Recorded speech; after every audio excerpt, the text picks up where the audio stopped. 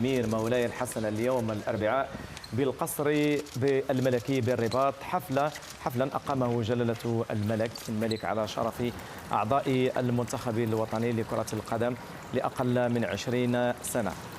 عقب ظفرهم بكأس العالم 2025 التي نظمت في الشيلي. وبهذه المناسبة تقدم للسلام على صاحب السمو الملكي ولي العهد الأمير مولاي الحسن رئيس الجامعة الملكية المغربية لكرة القدم السيد فوزي القجع ومدرب المنتخب الوطني السيد محمد وهبي وأعضاء المنتخب الوطني قبل أن تؤخذ لسموه صورة تذكارية مع أعضاء الفريق.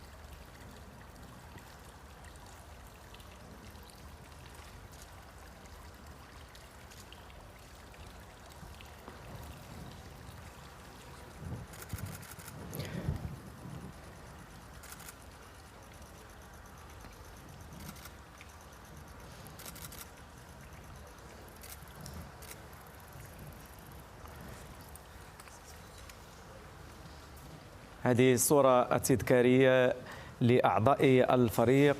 مع صاحب السمو الملكي ولي العهد الأمير مولاي الحسن. إثر ذلك أقيم حفل شين على شرف أعضاء المنتخب الوطني لأقل من 20 سنة، ويعكس هذا الاستقبال العناية السامية التي ما فتئ جلالة الملك حفظه الله يحيط بها الشباب